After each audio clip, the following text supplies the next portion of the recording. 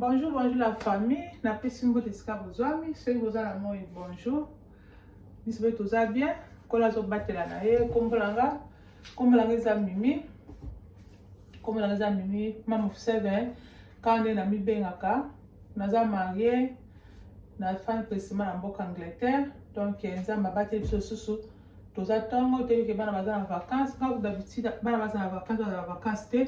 Na mukamaja tongo déjà na lamuki na nga na ko préparer journée na ngai na kuti na na bafu après bafu na kiti na prier na méditer pour faire méditer des paroles chaque jour tant on mettre paroles de poser encore la paix spirituellement paix aux autres encore la paix spirituellement tant vous allez toujours dans la présence ya Nzambe aux autres équipe Nzambe na mtema na yo donc ya on peut ça que oyo ba kola na mulimo donc on appelle na poser toujours na connexion na Nzambe na yo donc na kitaki wana na prier na nga après tant so prier na kina se changer na nga so na kita na banda na ngai ko simba donc na ba toujours ka conseil na pesa que mama so ka te minda ko pesa nini nda ko petele bana baza na congé ka te bazo lundi bazo na bango donc tozala ko enjoy ce qui a lundi aller ba busy et bandi susu dès ba toujours mama eza salaka toza mère au foyer mama vous a toujours organisé vous a toujours organisé ce plan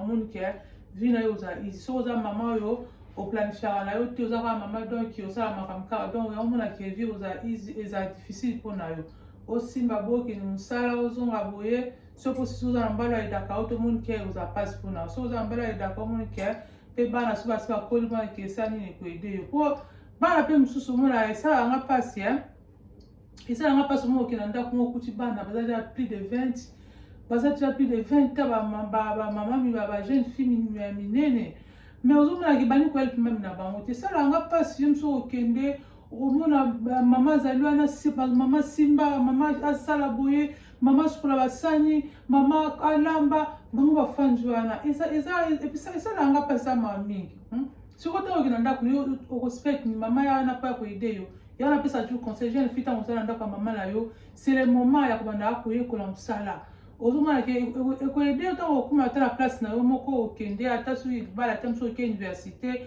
mosu neti bana bamakala bandako akeluka mwa appartement na omonaki ekoyede okuma mama koyana ata sa nini abandaka kosala ko misala ntango oza na ndako ya mama na yo donc make sure ke osi ofondi déjà base na yo oyebi kolamba oyebi kobongisa ndako oyebi nini oyebi kobongisa nzoto na yo oyebi kina fona na mokala tongo na sukoli na bongisi ata oze pa bapara na yo ozo koyede bapara na mpona nini oza deja koparte oza na stage mpo ntango yo okende omoni ke ekozala nini ekozala na facilité no mais so oze pa mama na olingi kosala te ozofandela kaka bafone okota na Instagram mabe okota na Snapchat mabe okota na Facebook yo oyebi kaka réseaux sociaux mais mpona koyede mami ozonga koyede mami te jeune fille okokanga na mokala lelo ede mami na yo oza deja parti ba 15 deja ti likolo bana koyede mami na yo mami so azate zwa responsabilité biso tokende ba Afrique tozalaka na déjà ba 13 ans déjà toanja kozala responsabilité ya famille mama kozala na tati kilo mosu baleki yo wana oso olambeli bango donc oza kotekea mais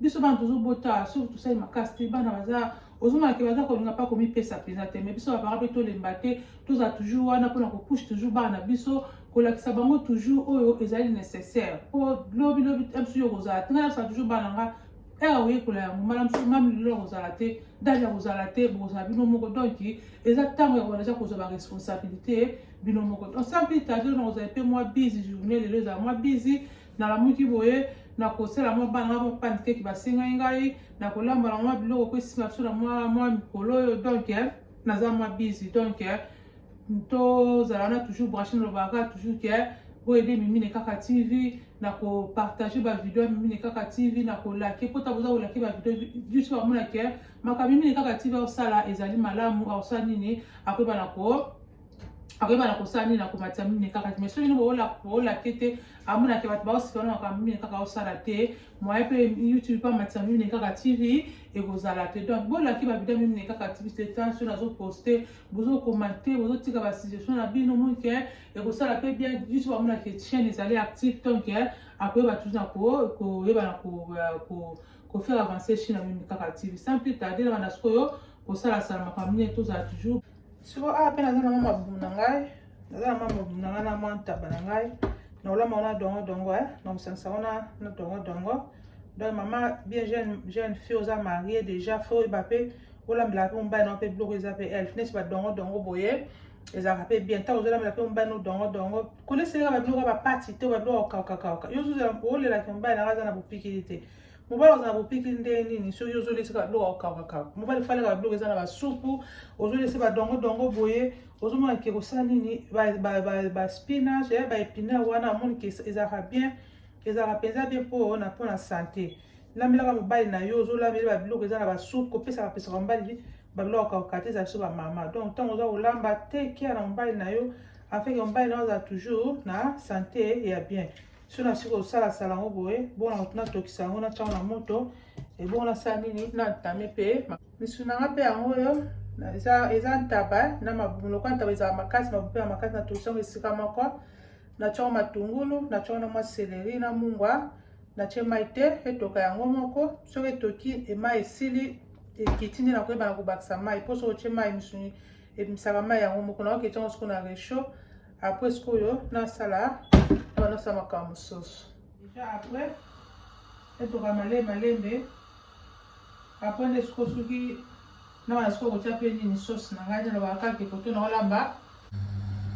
Siko na kata ngade na ngai kuna dalako. Na chama ni na sa sauce na ngai. Nikola misuna ngedo toka. Na sa sauce après siko de lancer un comme sauce. Dans la côté yo, naza ko toxamsoni, koto na sa sauce ko lamba ekende rapide na sa okata nyonso. Et bon so na sa sauce na ngai. Souvent na si okata ndemi na ngai na matungulu na ba poivron rouge na ya orange. O ndam na tiki na osala na ochanga na kati ya fish na ngai.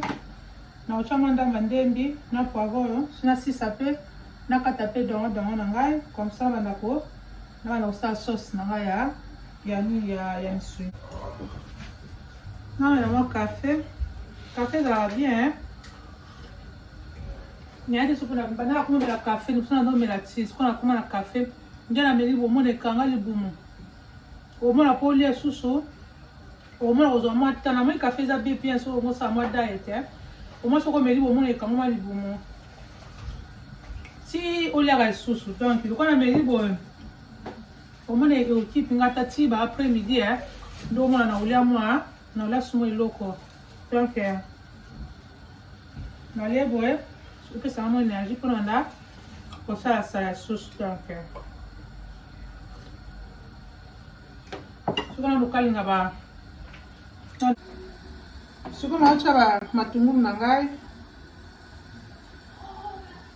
soki naotya matungulu na ngai na kalongo etoki mafu de chauffer mo moke nakitiaka wana kama echauffai déjà mais na baki so na bai natya bongo ngeli esutanga te ngai saute natyanga mpe na mwa ndembi ekalinga mwa moke epe mwa moke après nakobakisa nabasa poivron na tomate na wapile echauffe na mwa moke sikoyo nakobakisa mpe na mwa ndambu ya poivron rouge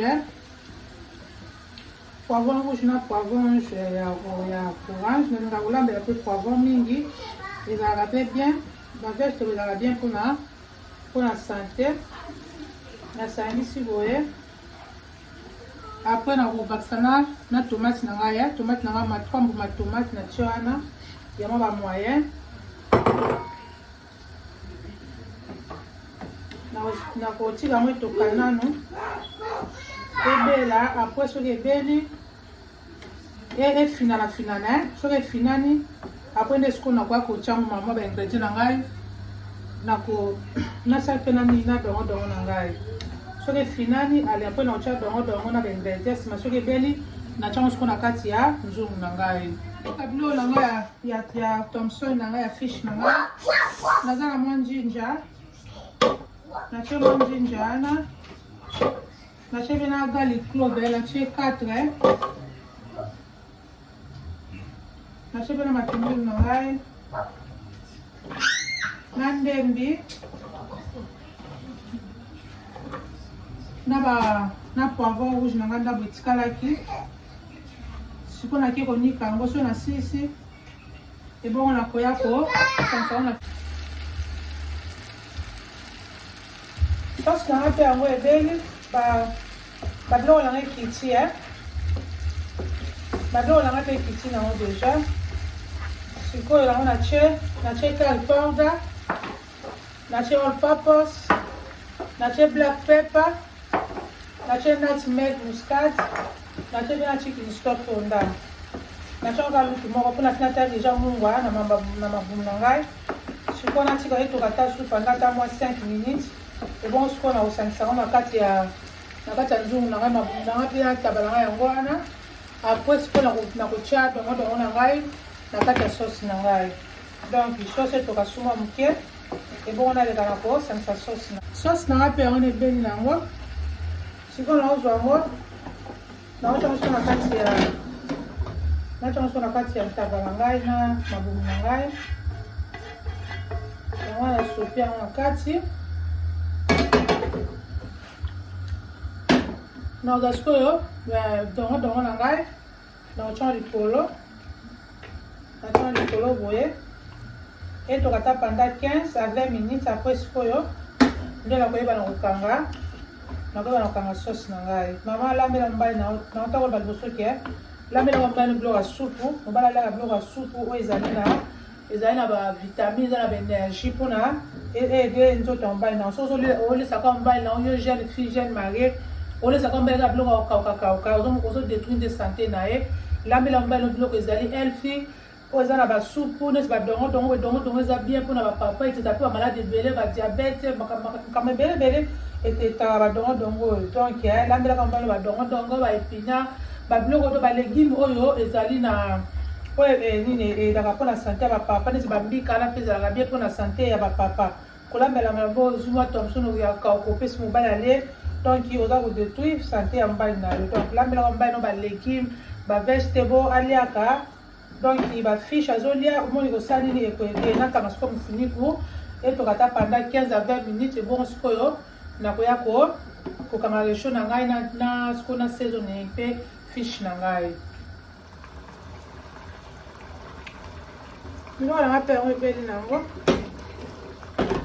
egout dese ezala ntunga moko ya bien mama lambela mobali na yo lambela bana na yo tozokontinue kaka makuse continue kaka sikoyo na saison fiche na ngai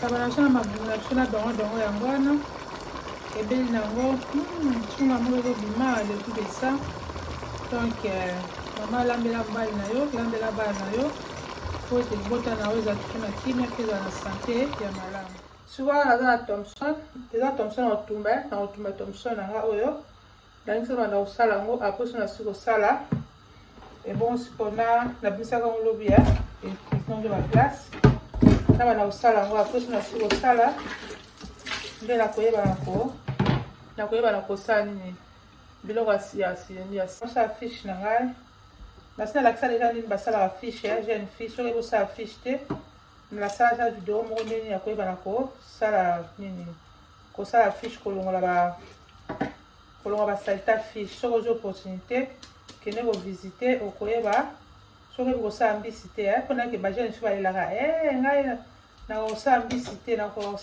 te mais il faut osala mbisi bongo sotango okozala yo moko wana kosala mbisi te ebie soki obali mobali nga kolia fiche wana kolambele fiche te donc eka koprendre yango soki omoni ke oyebi nde basalaka fiche te kende na mimine kaka tv beta omona nde nalakisani basalaka fiche wana donc eka kolene yango ntango oza nanu epai ya mama na yo nasala fiche soki na sisi nde sikoyo nakoyeba na konini fiche na ngai nauti osala nasi osala fiche na ngai nauti yango sikoyo na mopanzi ebongo sikoyo nasala na prépare biloko na ngai nautia na kati ya fiche na ngai sikoyo nasi konikaka biloko na ngai ya thomson naosopa mai make sure ke mai eza te mpona ekanga sikoyo nakotia baingrédient na ngai apres nasi kotia nasangisa. Et bon là, sur la fiche, on a black pepper. On a black pepper. On a ginger and garlic paste. On a ginger and garlic paste. On a nutmeg. On a nutmeg. On a nutmeg muscade. On a all purpose. On va option toujours. On a curry powder. On a curry powder. On a mafuta. Mafuta zangate. Après mafuta zate moi fish et kozala et kama. On a mungwa. On a mungwa ni ya mbuma. On a kongo mingi pete. On a chili stone ata nutu moko pour na chimungwa déjà. Na mailanga citron pe na nika ki yango pe na tie. Siko na osangisa ngo après osangisa na weba na sauce na siko yango ya. Sauce na sangisi. Na meki pe mungwa c'est bon, siko na siko na kati ya fish na ngai. Na siko na kati ya fish après siko na sangisa ngo après. Na vaisselle beaucoup de mal. Na kosa na kati ya fish na ngai. On make sure que va vegetable na les fish partout. Après, na tu vas mettre pendant 2 heures à 3 heures. Si ma kota na kati ya four na ngai. Donc na sangisa na sisi. Ndesko na ucha ma clean fit. Après na ucha pembeni. Na sala makam na musu. Sikoyo na siko saisonner fish na ngai na débarrasser ba biloko maman ça na messenger une fille ozo lamba ozo bongisa si que nous avons toujours propre na débarrasser ba ingrédients na ngai na sukola pe na moulinex na ngai na cleaner et bon la sala siko na siko ko ba sel na ngai na baby saki wana ondu na nga pe yango yo na ke chao na resho après na chao na resho na kata bani na lo sala pondu ya ko ya ni ya ukalinga na mona ke na dawa pa mama makeup apacha kana na sala ke una sepele na bisika ngapi na makeup na ko ba no sala on ko na chebe pondu so ba na ngo to kamale na chongo mungu ai toka après ce qu'on a kata ba ingrédients na ngai si na so kata ba ingrédients na ngai na ko na ukalinga ngo na sapena cha pe fish na ngai pe na ni na aja fish na ngai pe na oven. So la sisi shona zana makasi na osela mwa pancake ndenge basinga ngake bali ya mwa pancake mix na rape yango ya na zo kene skona chango na ni na oven na ngai na ochongo na mutu amukie bila alongo malembe atina bena okata bilo na rape ya pundu na sina fumula deja na ochongo na mutu ya normal après c'est venu dans la façon mutu mukie po ebela nango malembe so ko cha mutu ebele au moins que fiche aussi à l'école mais la kati et na choma moto normal et bien la malé pour nous peut toka comme ça na sisa ukata ba légumes na ngai na bana sikoyo ukalinga yango siko na tuko sa ukata ba ingrédients na ngai na ucha siko mafuta mbila na ngai na ucha mafuta mbila na ngai na moto après na ukalinga sikoyo na bana siko kalinga ni ba vegetable na ngai eza penza bien na tela ko mama mami makeup na sepela nango na lamba ki ona bana manango boye na mona ta lamba ki ona bana ngati no bana ngaba ba sepela nango ya na bisika ngapi na lamba pe na ko partager pe na ndo msusu mbala so ba sepela nango penza bien ne kango eza bien ba ko chauffer et bon sikoyo na bana ukalinga ba vegetable na ngai siko mafuta chauffer na ina ta siko ingrédients na ngai na poivron ya jaune ya rouge poivron comme ko lingo tioza na ngai za boye naza na poiron naza na aubergine naza na cucumber naza pe na courgette naza pe na matungulu siko na kuchanga na kati ya nzungu na ngana kalinga ngo après ko kalinga wana po vérifier ngo ya utenka wana ndo ozokala ozokaloba la poso eziki no ya biso pondu na sona sisi ale après nde nakoyeba na balola kaka nde nakoyeba na bakisa bilo mosusu na ochango picha sikoyo na chango ngana sikoyo nazobalola balola yango mpo esani ezika tofali moke obaloli mposo otiki yango eya ozika omoni ke ebebisaka kuya biloko na yo ozobalola kaka nga mpe nalandaki banda osala tina na bilepa mama mami ozobalola kaka so omonaki babiko mosusu ekose fendre apres ale pondu na yo osangisi ya bandi kokalinga pondu ebeli nango ekita nanu nsima nde nakoyeba na kochamwa baingredient mosusu naza na besoin ya maki naza na 4x naza na besoin sugar naza na besoin ya vanilla naza na besoin ya mwa mungwa na mwa bata soki oza na mafuta mpo okotya me nga pesa otya na bata naza mpe na besoin ya milk donc sikoyo nalina crack egg na ngai na crack egg natie 4 egg mpo toza mwa quantité ebele move back please wesh okoye plate alingi alipi yango donc natie mwa 4 mpo toza mwa ebele bana baenjoy pancake na bango eza soki na vacance mix ala omix yazalaka wana do azomix mix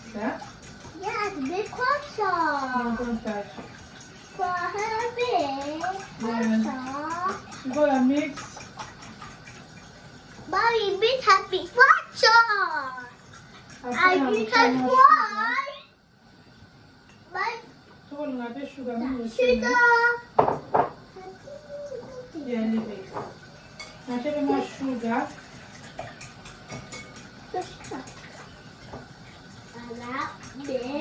Now take more butter, okay? You want to take a table now? Mix it. Mix. Hey. Okay. Now I'm putting more salt. Sorry. Now I'm putting more salt. Now take the flour and let's put the mix.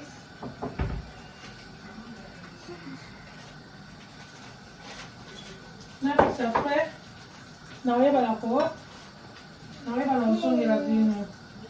Kwa kuwaje balikuwa na ndako ebino ko tuma part activité baza o mix après to koyeba na ko sala pancake na biso do mama na ndako boyo esali ma pancake na yo ma créativité bala ba bona do so la chose mona biso ekutoshe so nga sala na ba ko ta big family to créer na biso après to le na biso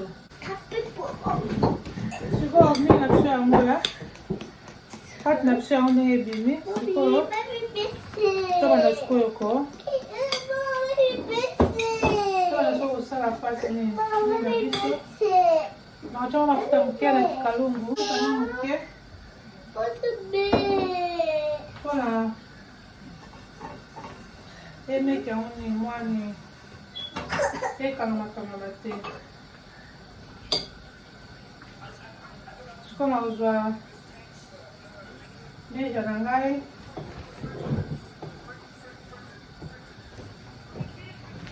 Mom, I put the bed. kuchora matomi pe lelo tokakaka yani na biso kuchora pale ebala na male page na biso pe yango ebeli nango nasala banso mosusu moyo ebimi olambi opesi bana oyo baloba le mpo na shop omona pour dépenser ebele loin pancake encore yeah Really hard. Mana baza émission oui bien Hey. chef ebimi kitoko Mama bazoya, baza moko baza ko enjoy. Wait for. Okalina vient à son photo, donc please, yeah. Kosa, banke, koto nazo. Kosa ni kisha na ngai pona chauna. Na kumuna na ina fina mo. Pona chauna kumuna. Pona chauna kumuna. Bazoya o mama.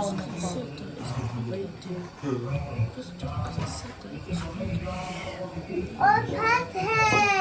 No, yes, la cara mucho. Oh, Pate!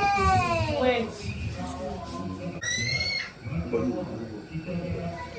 Siko ba vegetable na ngai yango ya. Bomoni skani na peza bien de là. Siko na ucha. Chicken steak na ucha. Na utanga pata na mwanda mbuya. Na utanga ma black pepper. Na mwani na curry powder. Après sikonde na koyeba na ko. Na koyeba na basango pisha sikoyo. Na sikoyo na pondu na zabe pondu na ngai ya. Pondu na ngai pe esili kauka mpenza mai bien bon sikoyo. Na sangisa fish na ngai pe ezobela na ngo malei. Pondu na ngai yango bomoni mai nyonso ekauki. Eza bien sikoyo. Ba vegetable na ngai pe yango oyo. Nakokota na kati ya nzungu ya pondu na ngai. Nakosa na kati ya nzungu ya pondu. Na kati ya pondu na ngai natie nini garlic and ginger paste. Natiango na nini na jumbo, chicken stock na jumbo. Natiango pe na mwa nini mwa curry powder ndambu. Ezalaka bien soki otiango elimisaka pe pondu soki otie mwa curry powder nasala constant. Na ngai pe yango oyo. Pisha na ngai na fini na tie so bolaka no pisha te na oga te yo chaka eloko oyo moni oliaka bamosusu na mo batiaka malangwa bamosusu batiaka yango soki mpe mbisa donc na mtaza na ndenge na ye biso pondu na soto na eza na pisha mbala wana na pondu ya pisha yango nalambelaka yango na baka toujours lamba na seloko ya mobali na yo donc yo mbana alingaka yo lambela ye na gu wana yango wana sikoyo ozobaola kaka mpo soki otiki omona ekoya kosala nini kozika etoka suma sabino ndenge nini tie mofunuku na ngai omona ebimi kitoko solongo mpe kitoko ozobaola kaka ozokoka continue obala moko fandi obaloli mpona ezika te mpo soki eziki ekomi bololo moya kolia mosusu ekozala te donc yango wana nga mpe nayekolai kaka on apprend tous les jours nga mpe namonaki nga mpe nayebi komeka soki naomeka te mekango ezali mpenza mpe kitoko nalambaki yango basepelaki yango nabitika mpe nalamba mpona kopartage na bandeko na yango mosusu bango mpe basala nini bamekango donc etoka sumwa moke apres nakoyeba na kokanga moto na ngai sikoyo nakomi nanga na suka kolamba biloko nalambaki yango oyo mwa ntaba na mwa mabumu na mwa dongodongo kutu solongola eja ndambu tolaki eja mwa ndambu pomoni na biso mpe okalinga mpe yango wana pomoni ebimi pomoni na biso okalinga ebimi kitoko mama soki omekango te mpe papa nandaka nini asala video boye step by step ekoyeba na koede yo eza kitoko vraiment na loso fufu makemba eloko moko olingi loso na biso mpe yango wana ezobela nango mbisi na nga